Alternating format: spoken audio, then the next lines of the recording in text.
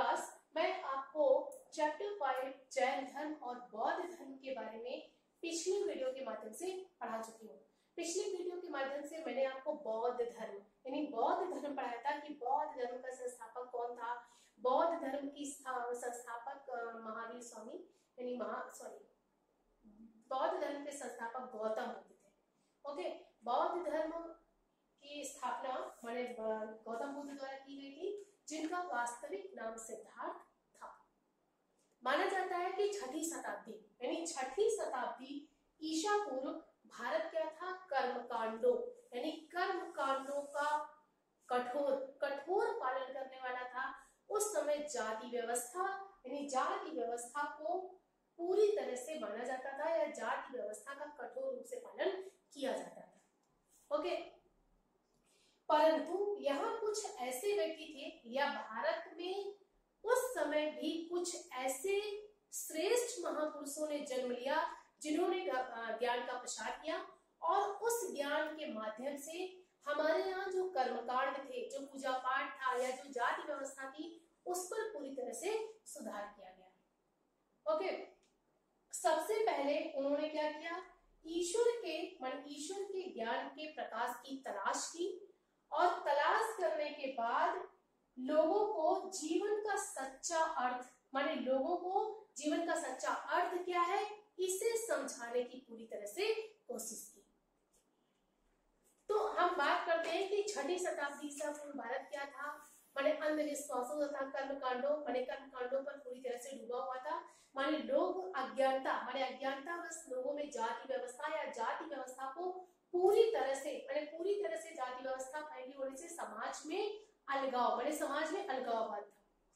इस जाति व्यवस्था से उबरने के लिए उस समय हमारे यहाँ जैन धर्म की स्थापना करने वाले महावीर स्वामी तथा बौद्ध धर्म की स्थापना करने वाले गौतम बुद्ध ने जन्म लिया। सबसे पहले मैंने आपको बौद्ध धर्म के बारे में पढ़ाया है कि बौद्ध धर्म की स्थापना गौतम बुद्ध द्वारा की गई थी, जिनका वास्तविक नाम सिद्धार्थ था। सिद्धार्थ बचपन से ही एक विचारशील बालक था। उसका मन सांसारिक भोगों में नहीं लगता था या उसका मन किसी भी राजकीय कार्यों में नहीं था। पिता की इस चिंता को देखते हुए पिता ने उसे कई तरह से सांसारिकता की ओर ले जाने के लिए कम उम्र में बाल्यावस्था में ही गौतम बुद्ध का विवाह कर दिया था, जिससे यशोधरा नाम की एक राजकुमारी से गौतम बुद्ध का विवाह कराया गया। विवाह के कुछ वर्षों बाद गौतम बुद्ध के एक पुत्र पैदा हुआ जिसका नाम राहुल था। परंतु सांसारिक या राजपाट व्यवस्था में मन न लगने से इन्होंने अंततः घर छोड़ दिया था। घर छोड़ने के बाद इन्होंने बौद्ध गया में कई वर्षों कई दिनों तक 39 दिनों तक ध्यान में रहने के बाद उन्हें अंततः एक पीपल के वृक्ष के नीचे ज्ञान प्राप्त हुआ था। उसी समय से इनका नाम बुद्ध के नाम से जाने लगे थे तथा अपने इस ज्ञान को लोगों तक पहुंचाने के लिए या इस ज्ञान को प्रसारित करने के लिए इन्होंने वाराणसी के निकट सारनाथ में लोगों को उपदेश दिया था कि जीवन का सच्चा अर्थ क्या है, हमारे जीवन में किस तरह से। तो इनकी प्रमुख शिक्षाएं थी सही समझ, सही विश्वास, सही भाषण, सही कर्मकांड या सही प्रयास, सही ध्यान तथा जीवन में जीने का सही तरीका और सही व्यवहार। इन्होंने कई तरह की शिक्षाएं दी थी जिससे लोग इन कर्मकांडों या अंधविश्वासों से ऊपर आकर अपने जीवन के अर्थ को समझे। आगे आज हम बात करते हैं जैन धर्म। तो जैन धर्म के संस्थापक कौन थे? वर्धमान महावीर स्वामी थे। जैन धर्म की स्थापना वर्धमान महावीर स्वामी ने किया था। इनका जन्म वैशाली के निकट कुंडलवन नगर में 540 ईसा पूर्व हुआ था। इनका जन्म कुंडलवन यानी वैशाली के कुंडलवन नामक नगर में 540 ईसा पूर्व हुआ था। 29 वर्ष की अवस्था में इन्होंने भी अपना घर छोड़ दिया था। 29 वर्ष की अवस्था में महावीर स्वामी ने अपना घर छोड़ दिया। उनकी प्रमुख शिक्षाएं जो थी वो जैन धर्म द्वारा गंभीरता से अपनाई गई। माने उन्होंने लोगों को जो भी शिक्षा दी उसे जैन धर्म के लोगों ने गंभीरता से अपनाया और 12 वर्षों तक यानी 12 वर्षों तक लगातार ध्यान करने के बाद यानी 12 वर्षों तक ये ध्यान करते रहे और ज्ञान की खोज के लिए माने ज्ञान की प्राप्ति कैसे हो, जीवन का सच्चा अर्थ क्या है, जीवन के सच्चे अर्थ को समझने के लिए ये एक स्थान से दूसरे स्थान तक घूमते रहे। माने इन्होंने ज्ञान की खोज करने के लिए एक स्थान से दूसरे स्थान तक कई जगह जा जाकर खोज की और 72 वर्ष की आयु में यानी 72 वर्ष की आयु में राजगिरी बिहार के यानी राजगिरी जो कहाँ बिहार के पावापुरी शहर में इनकी मृत्यु हो गई थी। माने इनकी आयु 72 वर्ष की आयु में राजगिर के बिहार यानी पावापुरी में इनकी मृत्यु हो गई थी। उनकी शिक्षाएं माने जो भी उन्होंने शिक्षाएं दी है वो बाहर अग्नास के इतिहास की किताबों में पूरी तरह से सुरक्षित है। माना जाता है कि जैन धर्म उस समय तक दो भागों में बट गया था, श्वेतांबर और दिगंबर। श्वेतांबर कौन थे? जैन धर्म के वे अनुयायी जो उस समय श्वेत वस्त्र धारण करते थे, उन्हें श्वेतांबर कहा जाता था।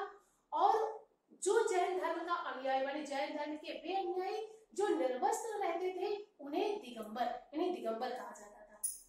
उनकी प्रमुख शिक्षाओं में सबसे बड़ा जो ज्ञान था, उन्होंने कहा था कि मोक्ष प्राप्ति के लिए जीवन मरण के चक्रव्यूह से मुक्त होने के लिए हमें मोक्ष की प्राप्ति के लिए 3 स्तंभों पर पूरी तरह से ध्यान देना चाहिए। वे 3 स्तंभ कौन से थे? तो स्तंभ थे सच्चा विश्वास, यानी यदि हमें ईश्वर पर सच्चा विश्वास है यानी सच्चा विश्वास, सच्चा कर्म और सच्चा ज्ञान। माने 3 स्तंभों पर उन्होंने जोर देने के लिए कहा था कि इन 3 स्तंभों का ध्यान करने से मनुष्य जीवन के अंतिम क्षणों में मुक्ति पा सकता है। ओके, आगे हम आज बात करते हैं उपनिषद। तो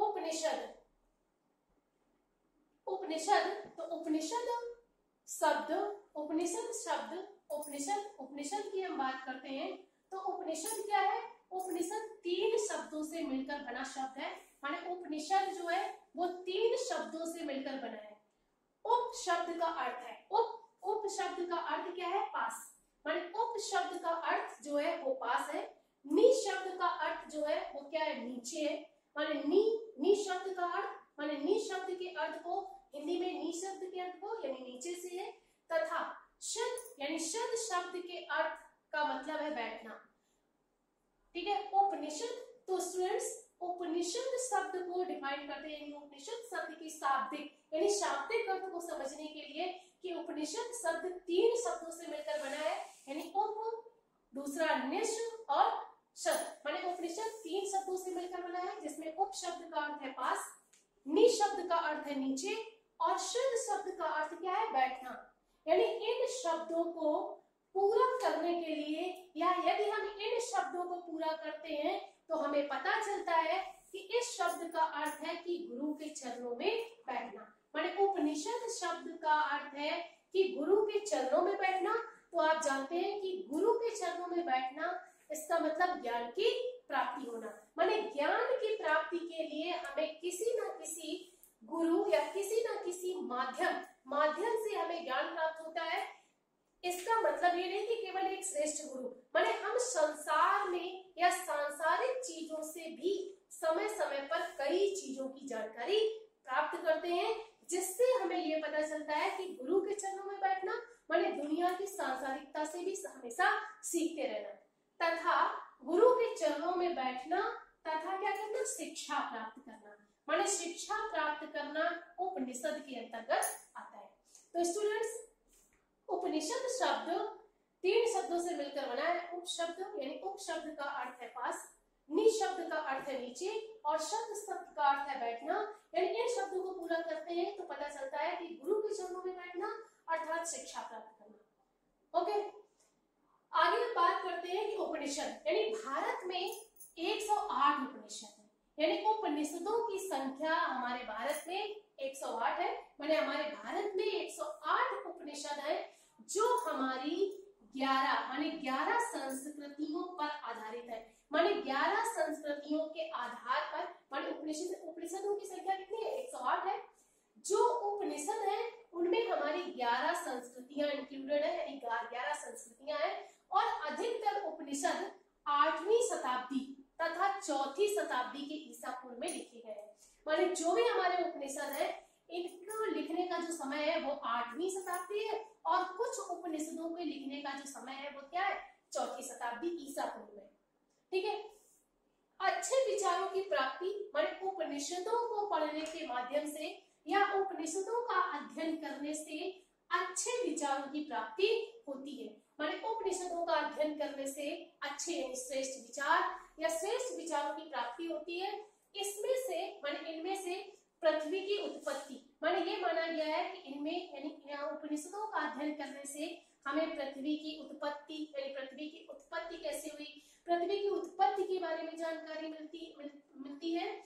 मानवीय वन का होना मतलब मनुष्य होकर मानवता क्या है, मानवता के बारे में पूरी जानकारी हमें उपनिषदों को पढ़ने से होती है।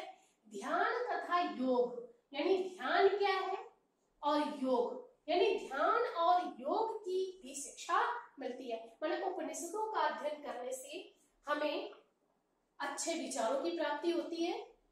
इनमें से पृथ्वी की उत्पत्ति माने पृथ्वी की उत्पत्ति के बारे में जानकारी मिलती है। मानवीयकरण माने मानवीय मनुष्य में मानवता का होना आवश्यक है, या मनुष्य में मानवीय गुण कैसे आता है इसकी जानकारी मिलती है। ध्यान तथा योग यानी ध्यान क्या है तथा योग की शिक्षा भी हमें उपनिषदों के अध्ययन से मिलती है। इसलिए कहा गया है कि हमें ईश्वर की पूजा माने हमें ईश्वर की पूजा के साथ भक्ति भी करनी चाहिए। माने क्योंकि मैंने आपको पढ़ाया कि 8वीं शताब्दी के समय भारत में क्या था, लोग अंधविश्वास में डूबे हुए थे, लोगों में अंधविश्वास पाया जाता था। लोगों की जो भी शिक्षा थी माने लोगों में जाति व्यवस्था या पूरी तरह से भारत कर्मकांडों में डूबा हुआ था। इसलिए उपनिषदों के माध्यम से हमें पता चलता है कि ईश्वर की पूजा के साथ साथ पूजा मतलब बाह्य आडंबर यानी बाह्य आडंबर के साथ साथ हमें ईश्वर की भक्ति भी करनी चाहिए। तो स्टूडेंट्स, मैंने आज आपको इस वीडियो के माध्यम से जैन धर्म यानी जैन धर्म क्या था, जैन धर्म की स्थापना किसने की, जैन धर्म की स्थापना वर्तमान महावीर स्वामी ने की थी।